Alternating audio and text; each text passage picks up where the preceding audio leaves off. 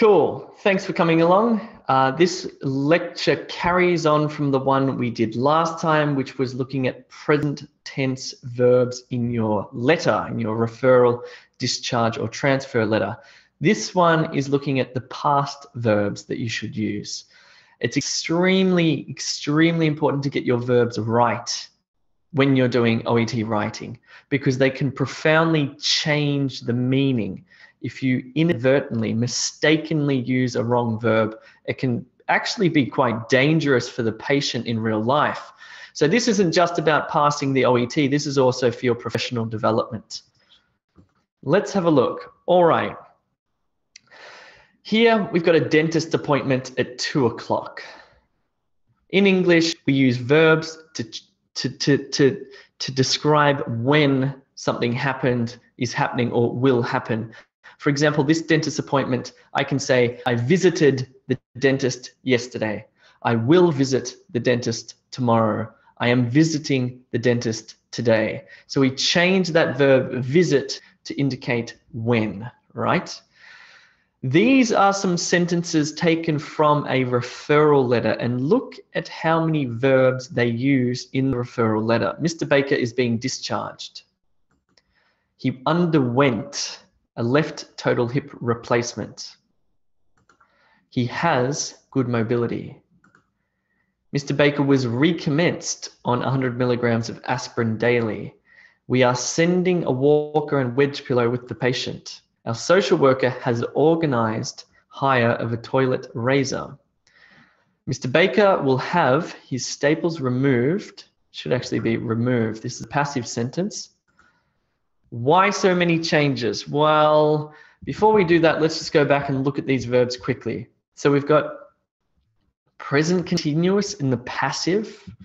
We've got a past simple.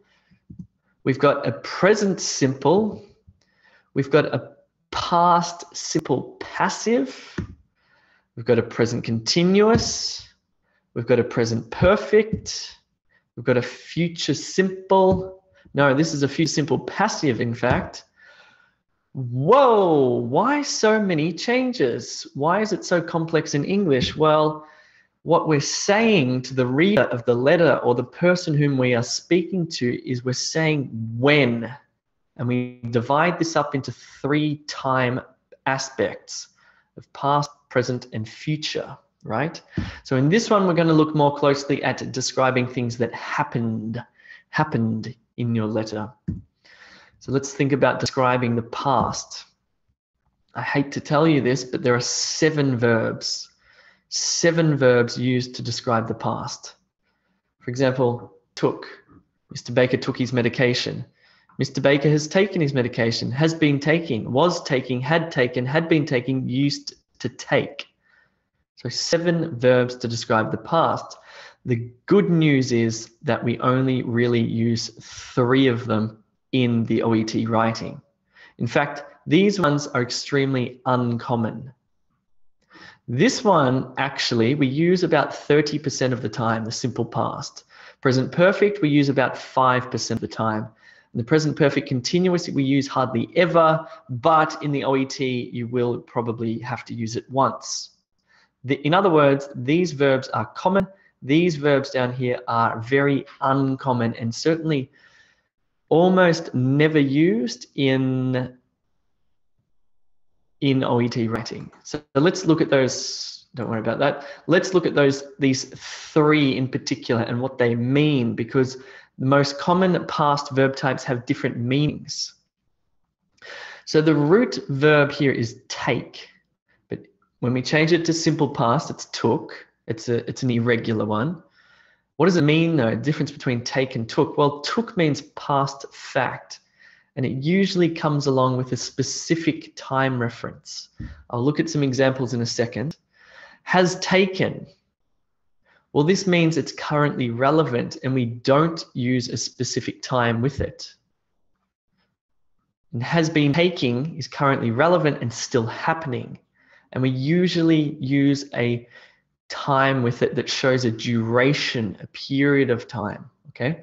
So let's look at these one by one. Let's look at past facts that usually have a specific time. So Mr. Baker took aspirin. Mr. Baker broke his arm. Mr. Baker visited a physiotherapist. Mr. Baker tripped on the stairs. Mr. Baker called on the telephone. Took, broke, visited, tripped, called. These are past facts.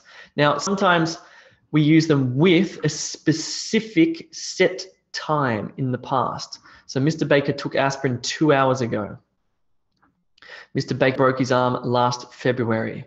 Mr. Baker visited the physiotherapist today, earlier today. Mr. Baker tripped on the stairs last week, and Mr. Baker called at 11 a.m. So usually these past facts come with a specific time reference.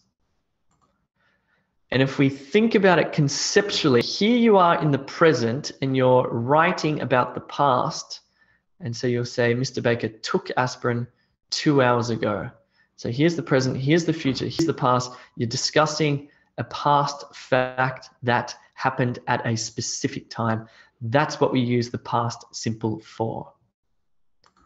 What about the present perfect? Verbs that have current relevance, but no specific time with them. For example, Mr. Baker has taken aspirin. Currently relevant. Mr. Baker has broken his arm. Mr. Baker has visited the physiotherapist. Mr. Baker has tripped on the stairs. Mr. Baker has called twice. What we can't do, because there's no specific time with this type of verb, we cannot say, Mr. Baker has taken aspirin this morning. It's just wrong. We say, Mr. Baker took aspirin this morning. Why? Because we're referring to a past fact. This one is bringing that taking of the aspirin into the present. Mr. Baker has taken aspirin. We cannot use a specific time reference. Mr. Baker has broken his arm, but we cannot say has broken his arm yesterday. If we have a specific time reference, we must use a past fact verb and say he broke his arm yesterday. Mr. Baker has visited the physiotherapist. He visited the physiotherapist earlier. Mr. Baker has tripped on the stairs. He tripped on the stairs at 9 a.m. Mr. Baker has called twice. He called last week. So this type of verb, like have taken, the difference is that it happened in the past, but it becomes currently relevant in the present. That's why we use it, because it happened, but we're talking about it, we're discussing it now, it's relevant, we're bringing it up with the reader of the letter, for example. We're raising a point.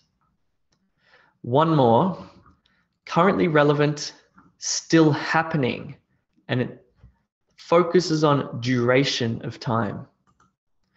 So Mr. Baker has been taking aspirin, currently relevant, but still happening.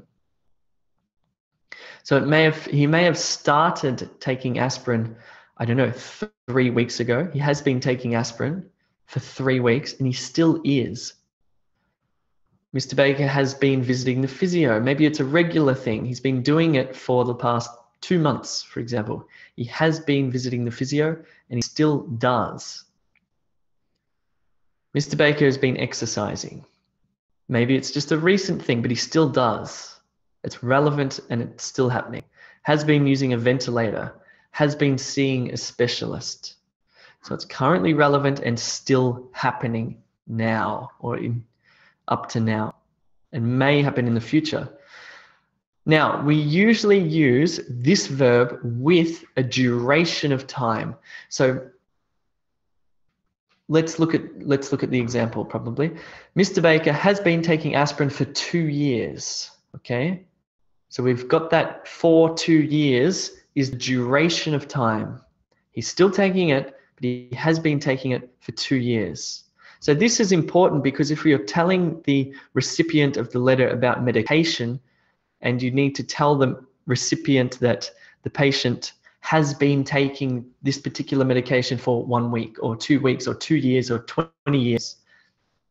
So it's a focus on duration and he's still taking it. Mr. Baker has been visiting the physio this week. Mr. Baker has been exercising every day. Mr. Baker has been using a ventilator since March. Mr. Baker has been seeing a specialist twice a week. So if we think about this verb, has been taking aspirin for 2 years, it's actually been happening again and again and again and again and again and again and again up to the present moment, and probably will continue into the future, but certainly up to now. Let's put them side by side and think about them like that, because it makes it way easier.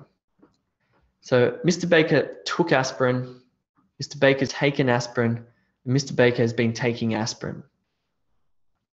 Let me give you a little quiz. Which one is the currently relevant and still happening? Just type in the verb, please. Currently relevant and still happening. Good. Gaurav's got it.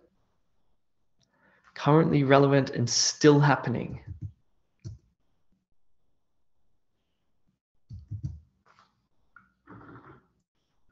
Good, good, good. Currently relevant, still happening. Correct. Correct. Correct. Second question. Which one is the past fact? Which one is the past fact? Good. Good.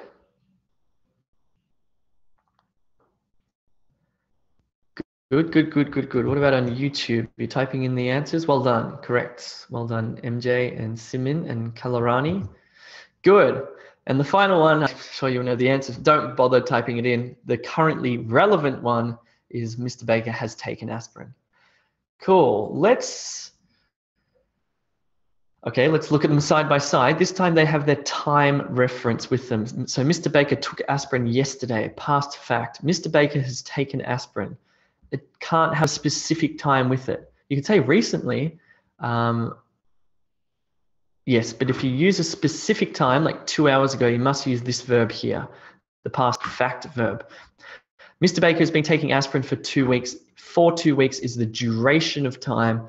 That's why we use that one there, because it has an emphasis on duration. This one has an emphasis on it happening in the remote past, and it's finished. It's a past fact. It happened, and that's it. It just happened. This one has an emphasis on it happening in the past, but it's relevant now.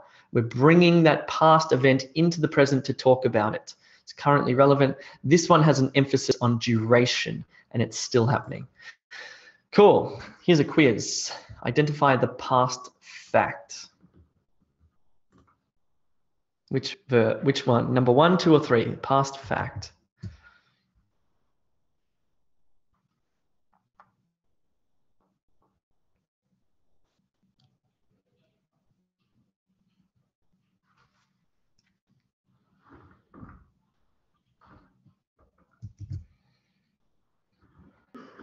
Let's have a look at that chat. Past fact, past fact, past fact. Not currently relevant, Gaurav. Past fact. I see what you mean. It's similar, but cool. All right. So past fact would be Mr. Baker had an X-ray last week. Past fact. Number 2. Mr. Baker had an X-ray last week. They're close in meaning. 2 and 3. Mr. Baker had an X-ray last week, or Mr. Baker has had an X-ray. They both are factual, but number 3 has that emphasis of it being currently relevant or significant now, important now, because maybe the doctor's asking you something about Mr. Baker's broken arm, and you say, oh no, he's had an X-ray. He's had an X-ray. He had the X-ray last week. He's had an X-ray. He had it last week. Okay, so the emphasis here is on the past fact. Identify the currently relevant, in other words, the present perfect, the currently relevant one. 1, 2, or 3.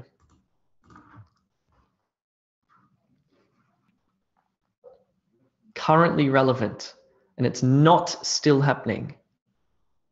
It's not still happening. Currently relevant, not still happening.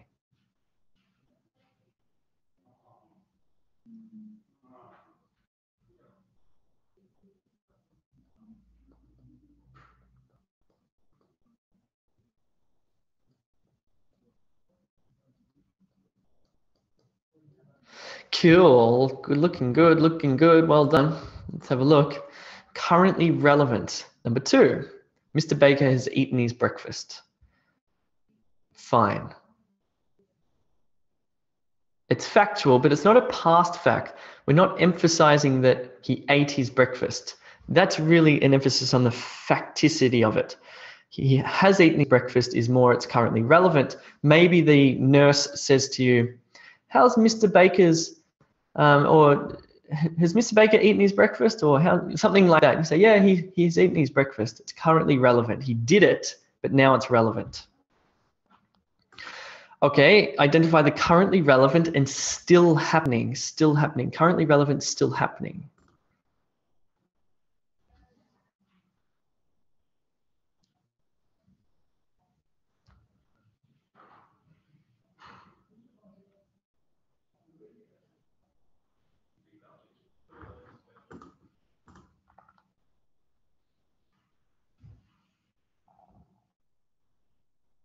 It's interesting, this one. I realize that it depends on the verb you choose, but okay, so Mr. Baker has been working as a plumber. It's really, yeah, it certainly brings it right up to now and the possibility of it happening in the future as well. Good, well done. So number 1, he has been working as a plumber. He worked as a plumber, he's no longer working as a plumber. Mr. Baker has worked as a plumber, he's no longer working as a plumber. Mr. Baker has been working as a plumber, brings it right up to now and possibly into the future. Right, this one, instead of just identifying, I want you to change the verb. I want you to identify and then change. So please select the correct past verb. So I want you to change this verb into the currently relevant verb type. Change this one into a past fact. Change this one into currently relevant and still happening. So you can just write the verbs. You don't need to write the full sentence.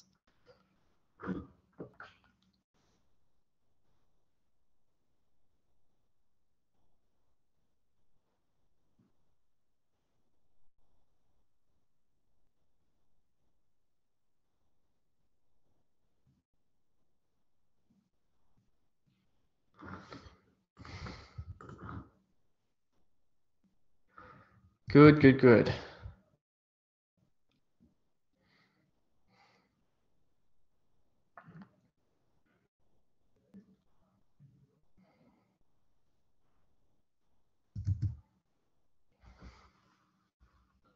Good, good, good.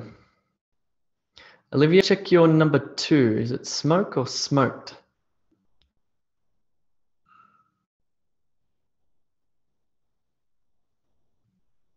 Good, excellent, excellent, excellent. Karen, check your number 2. We're after just a past fact, not currently relevant, past fact. Karen, check your number 2. Yes, now you've got it. Well done. Good. All right, this is interesting. I kind of tricked you because I put a duration on the end of this one, but it's currently relevant. So has felt, Mr. Baker's felt lethargic. And this one can also take a duration, but I shouldn't have done that to you. I'm sorry. Good, but you got it anyway. Has felt, past fact, smoked, ED. Mr. Baker has been using, currently relevant, still happening. So he felt lethargic. He has felt lethargic for 3 months. He smoked cigarettes. He's been using crutches. Cool, let's do it again. Select the correct past verb. Same thing. This one's currently relevant, still happening. This one's currently relevant. This one's a past fact.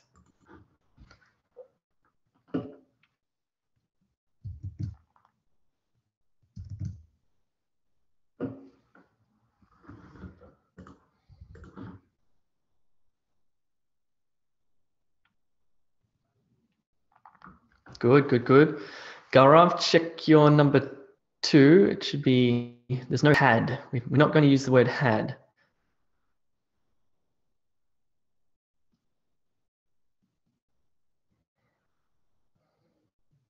Oh, except for number 3. Okay, fine, I take it back. Not in number 2 though, not in number 2.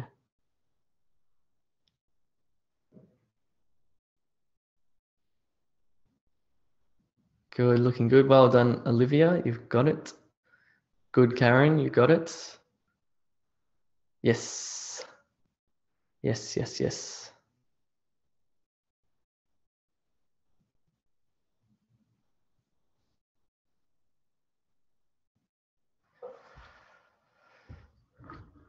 Cool. Excellent. All right. So let's say we're writing our discharge letter and we're writing to a physiotherapist. And we want to tell the physiotherapist that Mr. Baker do exercise. We can say Mr. Baker did exercise, but that means he doesn't currently do it. We can say Mr. Baker has done exercise, but it's currently relevant, but it means that he stopped doing it. What if he's still doing it?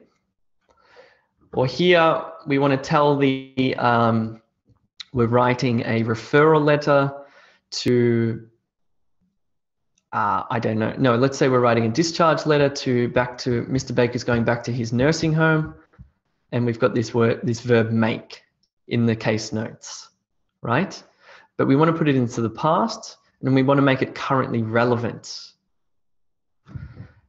And this one here, number 3, let's say we're writing a referral letter to a radiographer for Mr. Baker because he's broken his leg. We want to write it, I'm just going to make this up. He wants to have a second x-ray. So we can say, okay, Mr. Baker, we have the verb have, we want to make it a past fact so we can tell the radiographer what happened. So we could say Mr. Baker has been doing exercise. We can say Mr. Baker has made good progress, currently relevant. And Mr. Baker had an x-ray, past fact. We can say Mr. Baker had an x-ray yesterday at 11 a.m. Past fact with a specific time. We can use this one. We can say Mr. Baker has been doing exercise since Friday, or has been doing exercise for 3 months. And here we can't use a specific time. We can't say Mr. Baker has made good progress yesterday. No, this one has no specific time reference. We're just mentioning it because it's currently relevant. And we're telling the recipient of the letter that Mr. Baker has made good progress. Fine, currently relevant. Excuse me. Recap. So there are 7 verbs to describe the past, but of these 7, we only really use 3 in your OET writing and indeed in your medical profession. These other verbs are usually used in storytelling, for recounting past stories. And they're pretty complicated because if you're interested, you can watch them on our core skills channel, which you can see right here. So the 3 common past verbs used in OET writing are simple past, took, past fact with a specific time, present perfect, has taken, currently relevant with no specific time, or present perfect continuous, currently relevant, still happening with an emphasis on the duration. That's it. Let's go to Q&A. Let me make my screen a bit bigger. We'll go to, if you have any questions, type them into the chat and I will answer them. Sandra, has been exercising is better. It's not about better. Well, it is about better. It's about being accurate. It's about being, depends on what you want to say. What do you want to say with that verb? So you've got the verb exercise. You can say Mr. Baker exercised yesterday. Okay, but that's just a past fact. He did it once. But you want to say that he's been exercising on a regular basis with an emphasis on the duration. You say Mr. Baker has been exercising. So we use a different verb to say something different. I mean, it's the same verb, exercise, but we use a different type of verb. We change the type. Gaurav, was taking versus has been taking. Okay, the problem with was taking is that usually it requires a second verb. So we'd say, Mr. Baker was taking paracetamol until he had a reaction. And we have 2 verbs there, was taking and had. And so we use was taking in the sense of telling a story where 2 events meet.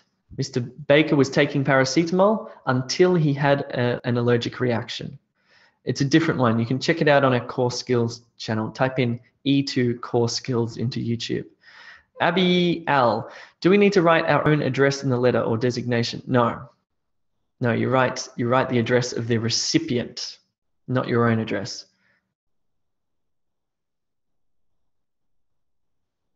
Cool. Any other questions? Let me check YouTube for questions. Nope. All good. All good. Everyone seems to be okay. Sandra Montenegro, where can I find your material? You can find our material at www.e2language.com. I believe you're a paid student though, Sandra. Kawaljit, don't you teach whole letter? Yes, we do, and we have, and it's in the website as part of a paid package. So you may have to upgrade your account to a paid member. Why should you do that? Well, for a few reasons. First of all, you get access. I should mention we're just for nurses and doctors. You get full access to our online course, which gives you 3 full subtests, 3 listening part A, part B, reading part A, part B, writing, speaking. You also get one-on-one tutorials with expert OET teachers. You also get written feedback on your speaking and writing. You also get access to all of these videos that we've done on the different grammar within the letter, how to structure the letter, how to select case notes, everything, as well as methods for reading part A, reading part B, methods for speaking, etc. So if you're worried about your OET, I strongly recommend that you upgrade your account. Do you provide recordings of all the live webinars? Yes, as part of your package on e2language.com. Virindapal, how to get full OET training till pass? Well, you get access until you pass. If you sign up to our course, you get access until you pass your test. So even if that takes 6 months or whatever, you can just keep going at it. Cool. All right, I might leave it there, guys. Thank you very much for coming along. I hope that was helpful. And yes. Cool. See ya. Bye-bye.